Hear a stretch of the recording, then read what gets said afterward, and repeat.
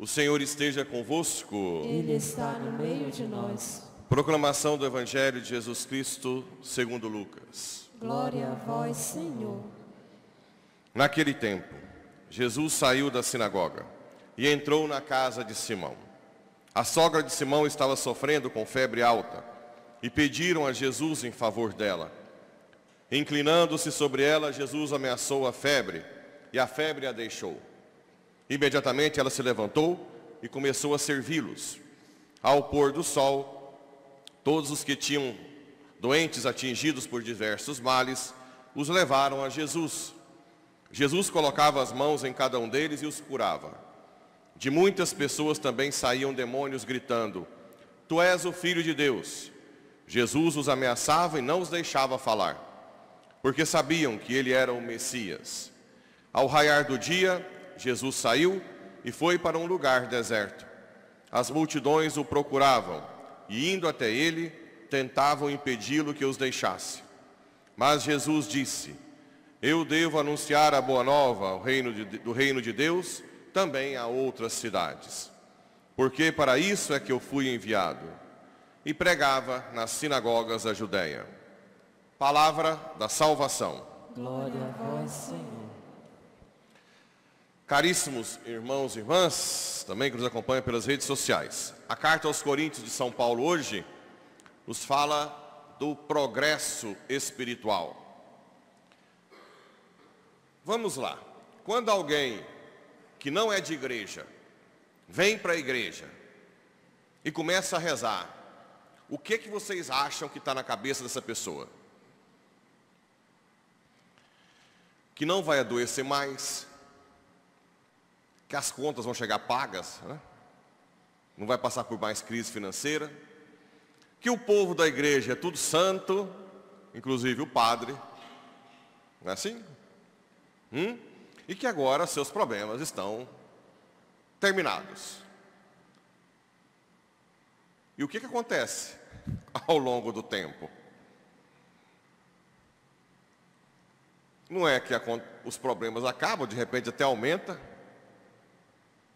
as contas não chegam pagas, nós não somos tão santos assim, não é? De repente vem alguém da paróquia com a cara ruim, com ciúme, o padre dando patada, aí começa a ficar assustado, não é assim? Ou não? E começa a se decepcionar. Daí, a grande maioria abandona o barco.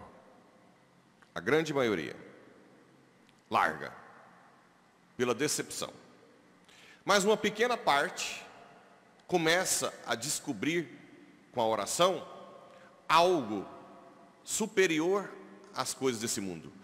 Paz, alegria, mesmo na dor, mesmo convivendo com gente que também é pecador, como todo mundo. Isso é chamada segunda conversão. A conversão dos sentidos, de você não se preocupar mais tanto com os sentidos, mas sim com a vida espiritual.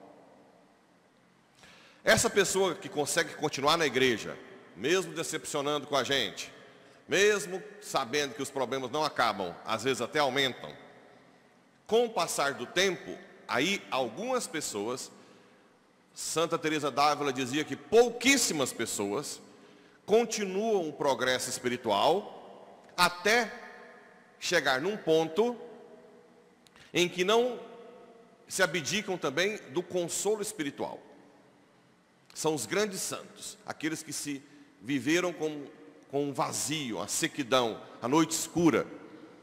Aqueles que não querem nem que Deus console espiritualmente, que estão aqui gratuitamente. Igual a esposa que cuida do marido acamado, ou o marido que cuida da esposa acamada, que não recebe nada do esposo e da esposa. Não recebe carinho, não recebe um cafuné, não recebe nada. Só o cheiro forte do cocô para trocar a fralda, a baba. Esse é o ápice do amor. Poucos chegam a esse nível. Poucos, né? Que é o que Madre Teresa conta no livro Come and Be My Light, né? Venha ser minha luz, em que ela dizia que viveu 50 anos com a dúvida da existência de Deus, apesar de ser grande santa. Padre Pio também viveu isso, São João da Cruz, Santa Teresa d'Ávila. Santa Teresa d'Ávila ficou em sequidão anos, décadas, e ela sempre dizia: se você não sente nada, continue indo, né? Então, aqui é o chamado progresso espiritual. É isso que vocês vão passar. Tem muitos de vocês que ainda estão iludidos, que aqui na igreja católica vai ser igual lá na igreja do Chapeludo. Você chega, já viu as propagandas? Você chega brigando, numa casinha bem ruim, aí você vai para a igreja, aí está todo mundo abraçando, pulando a piscina, e toma um coquetelzinho, e fala: minha vida mudou. Não é bem assim. O progresso espiritual é o contrário. É você desapegar do exterior para o interior, para uma vida de amor, de entrega total. E é por isso que São Paulo diz que ele foi falando como pessoas carnais. Em outras passagens ele fala que deu leite para depois chegar ao sólido. Eu lembro que quando eu comecei minha conversão e eu via esses santos, eu estava na residência em São Paulo.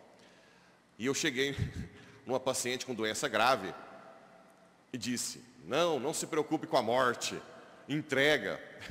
Essa mulher começou a gritar e chamou meu chefe. Eu recebi um puxão de orelha, né? Porque ela ficou desesperada. Aí a gente vai vendo que você não pode já, desde o início, oferecer o sólido para alguém que nem convertido é. Falar que a morte está... Não, se entregue, a morte é bom. Você vai matar alguém de desespero, né? Então São Paulo diz que tem que começar progressivamente. Na hora que a conta não chegar paga, fala: calma, mas continua, né? Vamos caminhando. Na hora que os problemas não melhorarem tanto, olha, seja fiel, Deus está com você. Até que a pessoa descobre que interiormente ela não é a mesma pessoa. Mesmo que exteriormente esteja até pior às vezes, né? Mas interiormente mudou completamente. E um dos sinais que São Paulo viu que o povo ainda era carnal é porque eles estavam com ciúme. Um dizia que era de Paulo, outro de Apolo. E São Paulo: quem é Apolo? Quem é Paulo? Não passam de servidores, pelos quais chegastes à fé. Isso pode acontecer agora na troca de paróquia, né? Um é do Geraldo, outro é do Pablo, outro é do Pablo, do Geraldo, né? Quem é Pablo? Quem é Geraldo? Isso pode encaixar aqui, né? Vamos colocar os nossos nomes? O que é o Geraldo? O que é o Pablo? Não passam de servidores, pelos quais chegastes à fé. E cada um deles exerce seu serviço, segundo o dom recebido de Deus. Eu plantei, vou falar Paulo, né? Eu, Pablo, plantei, Geraldo regou. Aqui é o contrário, aqui o Geraldo plantou, eu vou regar, mas Deus é que faz crescer. De modo que nem o que planta, nem o que rega são propriamente importantes. Quem é importante é aquele que faz crescer, Deus. Aquele que planta e aquele que rega formam uma unidade, mas cada um receberá o seu próprio salário, proporcional ao seu trabalho. Ou seja, as pessoas espirituais que não são carnais não estariam brigando por coisas deste mundo, porque já está em outro nível. Tem uma frase de Santa Teresinha que os teólogos criticam, porque tem teólogo que é meio tapado, não entende que é uma linguagem poética. E ela dizia: Senhor, mesmo no inferno, eu te amaria. Claro que aí os teólogos dizem que ninguém ama no inferno, mas ela não falou teologicamente, ela falou poeticamente. O que ela quis dizer dizendo, mesmo no inferno eu te amaria? O que vocês pensam que essa frase quer dizer? Que mesmo que não seja para receber um prêmio de vida eterna, o amor dela é totalmente gratuito. Ela ama por Ele mesmo e não pelo prêmio da vida eterna. Entenderam? Isso é a renúncia total de todo consolo espiritual, de todo mérito. Repito, não são todas as pessoas que chegam a esse nível. Santa Teresa d'Ávila dizia que das monjas carmelitas de clausura, pouquíssimas.